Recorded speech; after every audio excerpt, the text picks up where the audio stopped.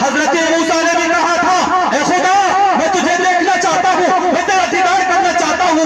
अल्लाह ने कहा मूसा तू मुझे देख नहीं सकता, तेरे आंखों के अंदर वो पावर नहीं है, वो कुव्वत नहीं है, वो ताकत नहीं है जो तू मुझे देख सकता है। लेकिन हजरत मूसा ने बहुत इकरार किया, कहा ऐ मूसा अगर तू मुझे देखना चाहता है, अगर तू मेरा दीदार करना चाहता है, ऐ मूसा तू पहाड़ पर आ जा। हजरत मूसा को पहाड़ पर बुलाया गया, अल्लाह ने अपनी तजल्ली को नासिल कर दी और हजरत मूसा बेहोश होकर गिर पड़े।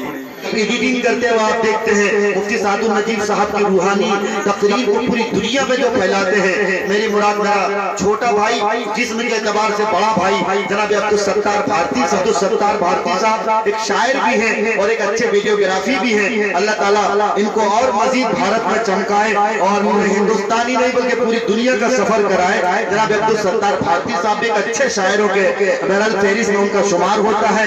ये नज्जाशी के आगे जाफर तैयार बनने वाला, अपने मुर्सी खिताबत का जादू बहुत कम वक्त में इंशाअल्लाह आपकी दुआएं मिली, आपकी मोहब्बत मिली तो इंशाअल्लाह रंगपुरा के इस जलसे से निकलकर पूरे हिंदुस्तान ही नहीं बल्कि पूरी दुनिया में इंशाअल्लाह अपनी बात, हक की बात, इस्लाम की बात, अपने मजहब की बात पूरी दुनिया में पहुंचाएंगे। चतुर्वेदी हैं अल्हम्दुलिल्लाह, कई वेदों का इल्म रखते हैं। मेरी मुराद जनाब हज़रत मौलाना अब्दुल करीम साहब चतुर्वेदी दामद बरकातहुमुल आलिया। इस वक्त मैं उनसे गुजारिश करता हूँ 4 मिसरों के साथ कि मोहब्बत और खुलूस और प्यार की दौलत जरूरी है। मुसलमान तेरे पास अखलाक की दौलत जरूरी है। तुम्ही मुंसिफ, तुम्ही काजी, तुम्ही सुल्तान दुनिया हो, ये मनसब जब तुम्हारे हैं तो फिर खिदमत जरूरी है। तुम्ही मुंसिफ, तुम्ही काजी, तुम्ही सुल्तान दुनिया हो, ये मनसब जब तुम्हारे हैं तो फिर खिदमत जरूरी है। आइए इस्तकबाल कीजिए हजरत मौलाना अब्दुल करीम चतुर्वेदी दामद।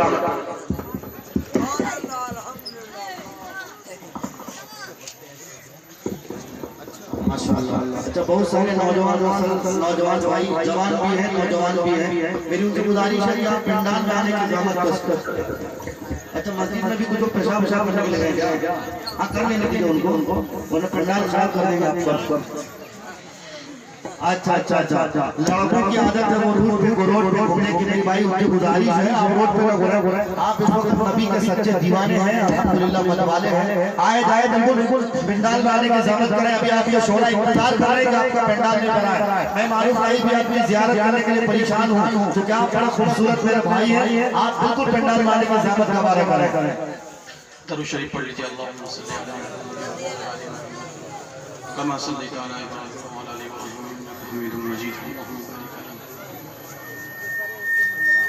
अल्हम्दुलिल्लाहि रब्बिल आलमीन वल आक़िबतु लिल मुत्तक़ीन।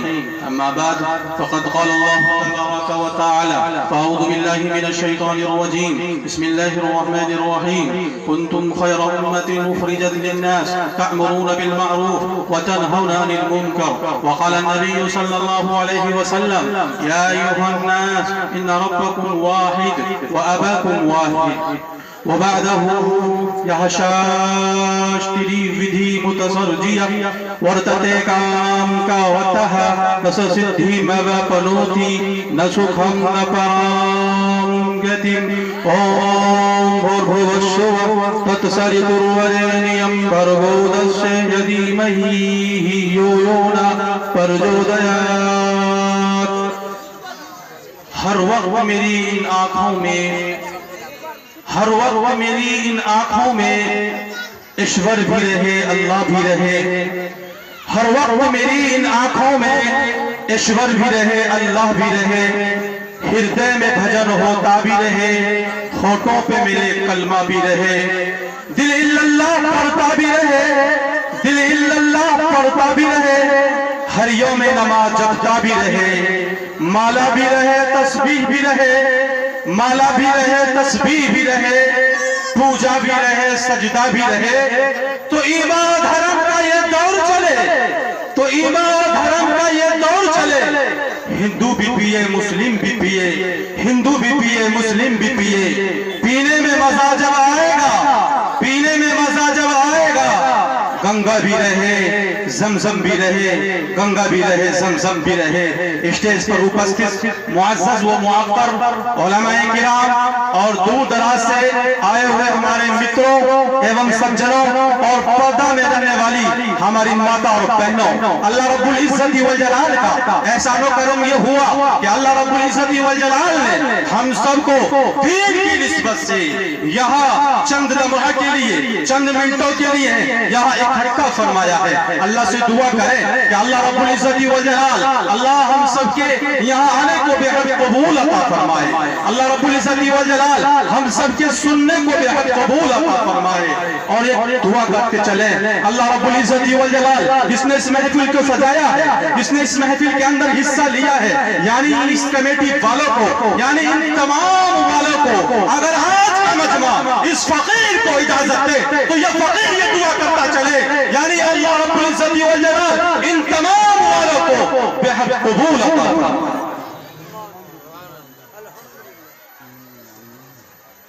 आज मैं मानवता का पैगाम यहाँ से देने के लिए जा रहा हूँ। आज हमारे मुस्लिम भाइयों के जहनों के अंदर ये बात पैवस्त हो चुकी है कि हमारे सनातन धर्मी भाई, हमारे हिंदू भाई वो हमारे दुश्मन हैं। रंगपुरा के नौजवानों यहाँ से पैगाम लेकर जाओ, वो हमारे दुश्मन नहीं है, बल्कि पूरी इंसानियत जहाँ से चली है, जिसे हम और आप हजरत आदम अलैहिस्सलातु वस्सलाम के नाम से जानते हैं और संस्कृत के अंदर उसे आदि मानव कहा जाता है, जहाँ से पूरी इंसानियत चली। मेरे दोस्तों, आपस में हम लोग भाई भाई कहलाने लगे। हमारे गैर मुस्लिम भाई वो हमारे दुश्मन नहीं है। आज लोगों के ज़हनों के अंदर ये बात बैठ चुकी है कि वो हमारे दुश्मन है। रंगपुरा के नौजवानों यहाँ से पैगाम लेकर जाओ, बल्कि इसी हिंदुस्तान की सरजमीन पर हमारे सनातन धर्मी भाइयों ने, हमारे गैर मुस्लिम भाइयों ने और हमारे मुस्लिम भाइयों ने जब इसी हिंदुस्तान की सरजमीन पर मिल करके अंग्रेजों से लड़ाइयाँ की थी, अंग्रेजों के छक्के छुड़ा दिए थे और अल्लामा इकबाल को कहना पड़ा था, सारे जहां से अच्छा हिंदू सीता हमारा, हम बुलबुले हैं इसकी, ये गुल सीता हमारा। वो हमारे दुश्मन नहीं है, वो हमारे भाई है। नौजवानों, अगर आपको अपना मुस्तकबिल बचाना है, अगर आपको अपना मदारिस बचाना है, अगर आप अपने बच्चे को मुस्तकबिल को बचाना चाहते हैं, तो आज जरूरत है हमारे सनातन धर्मी भाइयों से मोहब्बत करने की, नफरत न फैलाए। नौजवानों, अगर हमसे और आपसे कोई सनातन धर्मी भाई ये पूछे भाई कि आप जिस खुदा की भक्ति करते हैं, आप जिस खुदा की इबादत करते हैं, क्या आपने उसको देखा है? क्या जवाब देंगे आप? पहला जवाब आपको ये देना है, मैंने उसको देखा नहीं है, इसलिए कि अपने दौर के जलील कद्र पैगंबर हजरत मूसा ने भी कहा था, ए खुदा मैं तुझे देखना चाहता हूँ, मैं तेरा दीदार करना चाहता हूँ। अल्लाह ने कहा, मूसा तू मुझे देख नहीं सकता, तेरे आंखों के अंदर वो पावर नहीं है, वो कुव्वत नहीं है, वो ताकत नहीं है जो तू मुझे देख सकता है। लेकिन हजरत मूसा ने बहुत इकरार किया, कहा है मूसा अगर तू मुझे देखना चाहता है, अगर तू मेरा दीदार करना चाहता है, ऐ मूसा तू पहाड़ पर आ जा। हजरत मूसा को पहाड़ पर बुलाया गया, अल्लाह ने अपनी तजल्ली को नासिर कर दी और हजरत मूसा बेहोश होकर गिर पड़े। कुरान ने नक्शा खींच दिया, वखर्रा मूसा सईक़ा, खुदा दिखाई नहीं देता। पहले नंबर पर आपको ये जवाब देना, खुदा दिखाई नहीं देता है। बताइए इस मजमे के अंदर कोई ये कह दे कि मैंने खुदा को देखा है, मैंने अल्लाह को देखा है, मैंने ईश्वर को देखा है, मैंने परमात्मा को देखा है? बता सकते हैं कोई इस मजमे के अंदर? कोई नहीं बता सकता। पहला जवाब ये देना है और दूसरा जवाब ये देना है, उसको किसी ने जना नहीं है। हम और आप किसी से जने हुए हैं, लेकिन वो जात परवरदिगार आलम की वो जात है जिसको किसी ने जना नहीं है। ये मैं नहीं कह रहा हूं, कुरान मुक़द्दस की आयत ललकार कर ये कह रहा है, आप उठाइए, कुरान कह रहा है लम यलिद व लम यूलद, उसको किसी ने न जना है और न वो जना है। और तीसरा जवाब ये देना है कि वो अमर है, उसे कभी मौत नहीं आएगी। हमें और आपको मौत आएगी, दुनिया की तमाम चीजें फना हो जाएंगी, दुनिया की तमाम चीजें खत्म हो जाएंगी, लेकिन अल्लाह रब्बुल इज्जत व जलाल की वो जात है जो कभी खत्म नहीं होगी। ये तीन जवाब देने और कहा, वेद ने कहा सर बापा पे ही पुरमुचते, जो शख्स ऐसा मानेगा, जो शख्स अपने खुदा को एक मानेगा, जो शख्स अपने परमेश्वर को एक मानेगा, जो शख्स अपने खालिक को एक मानेगा, जो शख्स अपने पैदा करने वाले को एक मानेगा, जो शख्स अपने मालिक को एक मानेगा, वो तमाम पापों से मुक्ति हो जाएगा। और आइए इस कायनात के सरकार आकाए मदीनी ताजदारे मदीना जनाबे मोहम्मदुर रसूलुल्लाह सल्लल्लाहु अलैहि वसल्लम की बारगाह में चलते हैं। किताबों के अंदर लिखा है, दुनिया के अंदर कोई मर्द अपनी बीवी के मुताल्लिक ये नहीं जानता कि मेरे बीवी की पेट में बच्चा कब आएगा, और कोई मर्द अपनी बीवी के मुताल्लिक ये नहीं जानता कि मेरे बीवी के पेट में जो बच्चा है वो लड़का है या लड़की है, और कोई शख्स ये भी नहीं जानता कि मेरी बीवी वज़े हमल कब होगा, ये किसी को मालूम नहीं है। क्या अपने बारे में, क्या अपने मुस्तक़बिल के बारे में कोई कुछ जानता है? बल्कि किताबों के अंदर लिखा हुआ है कि सैयदना हजरत आदम अलैहिस्सलातु वस्सलाम से लेकर जनाब मोहम्मद रसूलुल्लाह सल्लल्लाहु अलैहि वसल्लम तक जितने भी नबी आए, जितने भी अवतार आए, जितने भी ऋषि आए, जितने भी मुनि आए, किसी के मुताल्लिक ये बताया नहीं गया कि वो कब पैदा होगा, किस जगह पैदा होगा, दिन क्या होगा, तारीख क्या होगी, ये किसी के बारे में नहीं बताया गया। बल्कि अगर बताया गया है तो कायनात के सरदार आकाए मदीनी ताजदारे मदीना अहमद मुस्तफा जनाब मोहम्मद रसूलुल्लाह सल्लल्लाहु अलैहि वसल्लम के बारे में बताया गया है।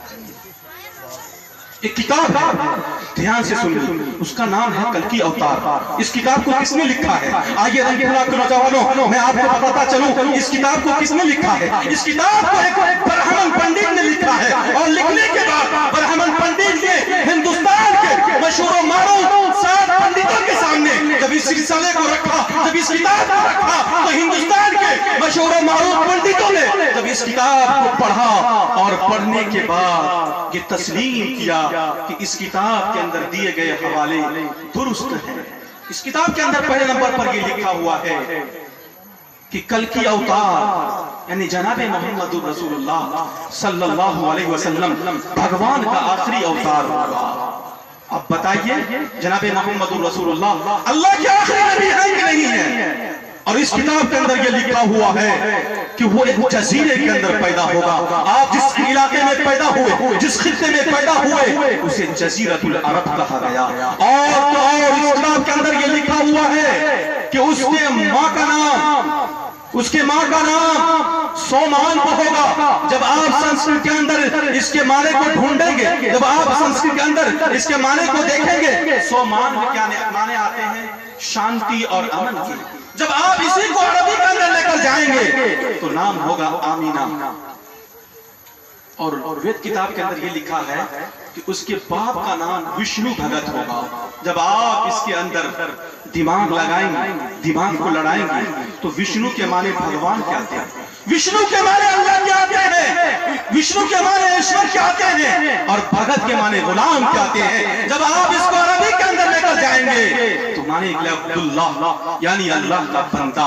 और वेद किताब के अंदर लिखा हुआ है, उसी कल की अवतार के अंदर लिखा हुआ है कि कल की अवतार जैतून और खजूर का इस्तेमाल करेगा। और जनाब मोहम्मद रसूलुल्लाह सल्लल्लाहु अलैहि वसल्लम को ये दोनों फल बहुत मरगूब थी। वेद किताब के अंदर लिखा हुआ है कि वो मुअज़्ज़ज़ कबीले से होंगे। आप बताइए, आप सल्लल्लाहु अलैहि वसल्लम जिस कबीले से थे, उस कबीले का नाम क्या था? उस कबीले का नाम कुरैश था।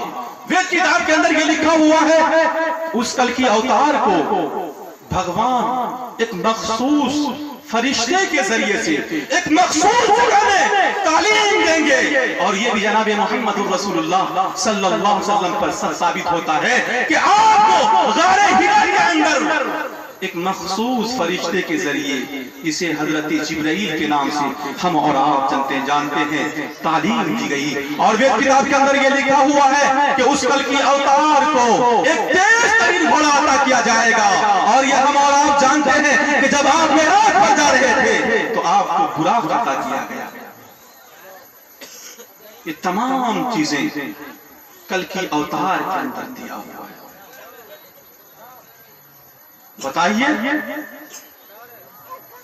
एक किताब है उसके अंदर लिखा हुआ है कि प्रथम तराक चैवा दीतिये, प्रथम तराक चैवा दीतिये धन बुच्चते। जब श्री रामचंद्र जी जंगलों में रहने लगे, 14 साल का वनवास हुआ श्री रामचंद्र जी को,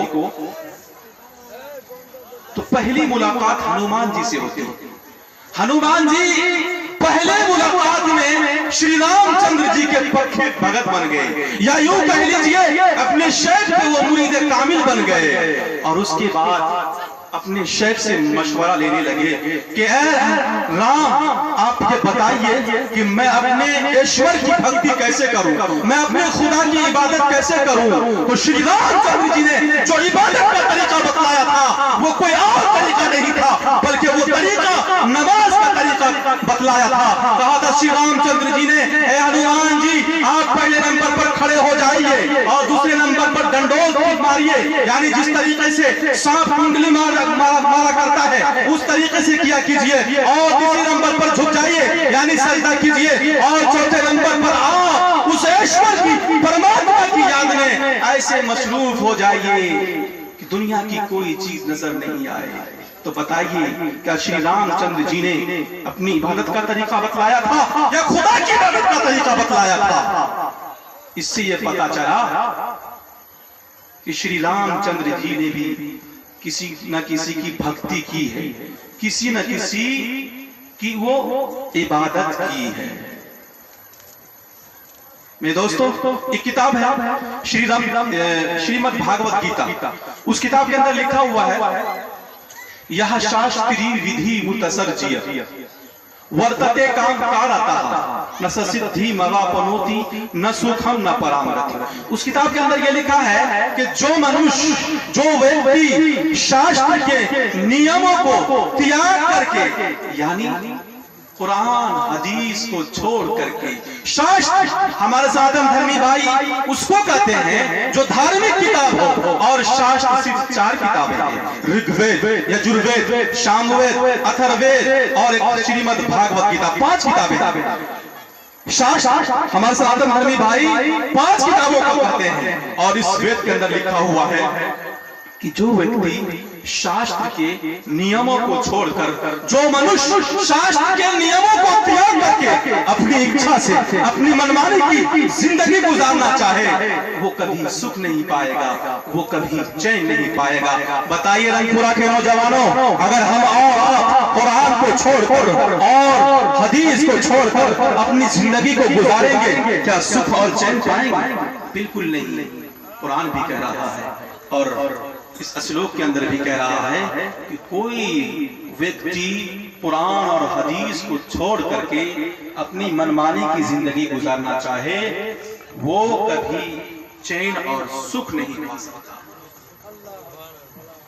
इसलिए आज तकिया कर लो, आज आज़म कर लो रंगपुरा के नौजवानों, हमारा आप कुरान के मुताबिक जिंदगी गुजारेंगे इंशाअल्लाह, हदीस के मुताबिक अपनी जिंदगी गुजारेंगे इंशाअल्लाह। और आज यहाँ से पैगाम लेकर जाओ कि उलमाए किराम से हम और आप जिस बात को सुनेंगे उस पर जरूर अमल करेंगे इंशाअल्लाह। अल्लाह ताला हम सबको अमल की तौफीक नसीब फरमाए। वाह दावा अल्हम्दुलिल्लाहि रब्बिल आलमीन। दोस्तों, और भी मजीद वीडियो अगर आप देखना चाहते हैं तो सबसे पहले चैनल को सब्सक्राइब करें, लाइक करें, और अगर आपके मन में कोई सवाल है कमेंट बॉक्स में जरूर दें। फिर मिलते हैं अगले वीडियो में। खुदा हाफिज़।